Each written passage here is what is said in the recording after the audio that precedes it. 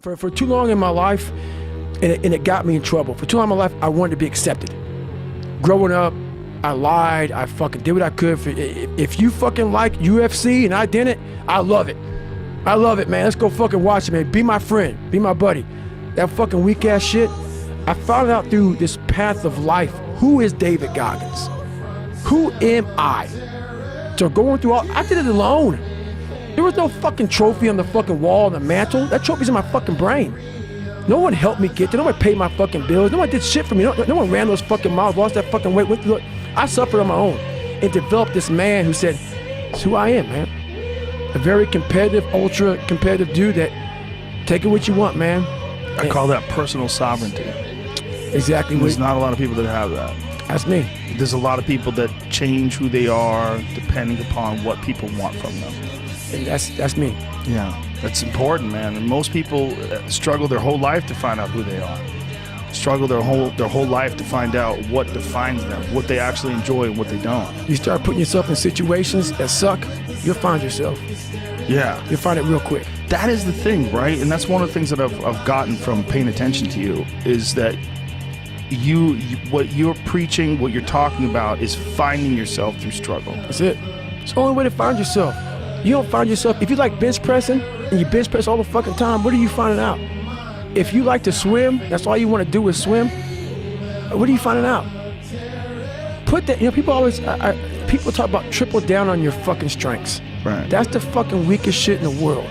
No, triple down on your fucking weaknesses. Yeah. Find out something about yourself. You already know the good shit. You already know the happy shit. Right. That's why on my Facebook page, I goes, why don't you talk about good times?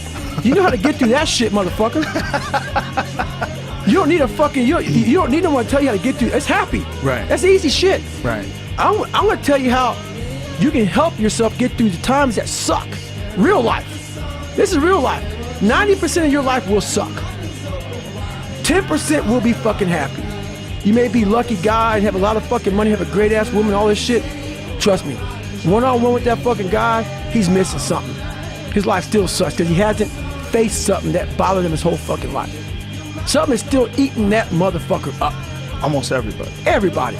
Eating you the fuck up. But maybe you found a good way, how I did growing up, on how to ignore that voice that's saying, you ain't facing some shit. Period, man. I'm not special. I just stopped listening. I listened to that voice. This is why I talk so fucking aggressive. People say, man, do you believe in God? You cuss so much.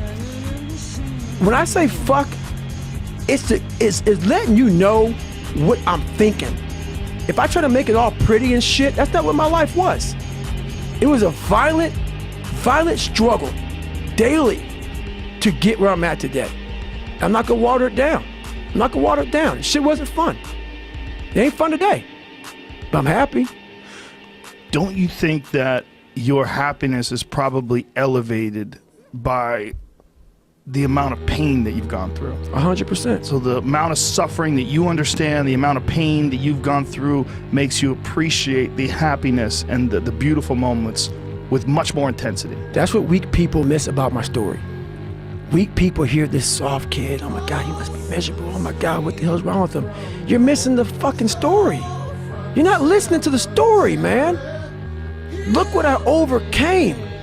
If that doesn't put some badge of honor tattooed in your fucking brain for the rest of your life, you can die today talking to Joe Rogan, you're missing the story, man. Am I happy? What the fuck do you think? Don't misunderstand the passion in which I speak for not being intensely happy. Happiest person in the world. But I'm not done. So I'm not gonna speak to you like, oh man, everything is great. No, I have a lot more shit to do. A lot more shit to do. What this is, in the same use of the word that you used, the warrior's mentality, the warrior's life. Right. This is the way that you can keep balanced and sane, right, and keep a good grip on who you are. Period. I'm trying to break a record again. I'm trying to cross Death Valley as fast as possible, top of Mount Whitney. And I'm constantly trying to put goals in front of me, but the biggest thing is I'm trying to find more of myself. And the only way I can find more is to silence the world out as much as I can, because it's getting busier every day. It's getting faster. And the faster it gets, the more you are missing who the fuck you are. So I trap my own mind a lot and say, look, man, I put my phone away, I put shit away, and I go dark. I go dark a lot, and it's because I have to find out. I'm on a journey of life, and we all have a different journey. And I want to be in my fucking pine box, and I believe your spirit lives forever. It has to. It's too fucking powerful. No way in hell that thing just dies when you die. I want to be able to look back on my life when I'm all dead and be so fucking proud of myself forever. This is all temporary shit to me. I want to be forever proud of who I was as a man and change who I used to be. The liar, the insecure guy, the guy who can, whatever. I want to be proud. If I die now, if I die at 80, if I die at 90, 100, I want to look at myself and say, proud of myself. Don't you think that also, like what we're saying, that because you've gone through so much struggle, you appreciate happiness, true happiness?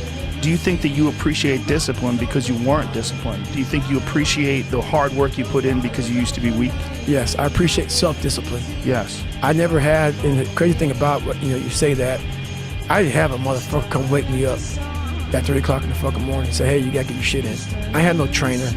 I didn't have a nutritionist. It was this self-discipline that I had to survive, to not survive, I was weak, to thrive. No one said, hey man, you're 297 pounds, man. I'm gonna help you out. I'm gonna help, hey man, you're not smart. I'm gonna help you out. I had to work at all this shit. I had to overcome, and it self-disciplines everything. And if you don't have it, I don't look at you right, because I know you're capable of more.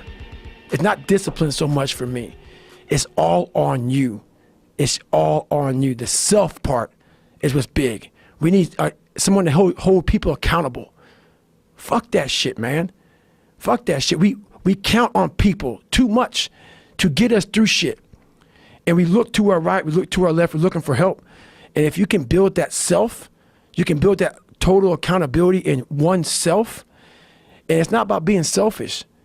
I'm trying to create a better me, so hopefully people who are hearing this are taking it the right way, can say, I can run a mile. It ain't about running 205 fucking miles, doing 4th, being a city. It ain't about all that shit. Shit doesn't matter. I want you to see how fucking far you can go. And that's all it's about, yourself. And that's where it all comes from.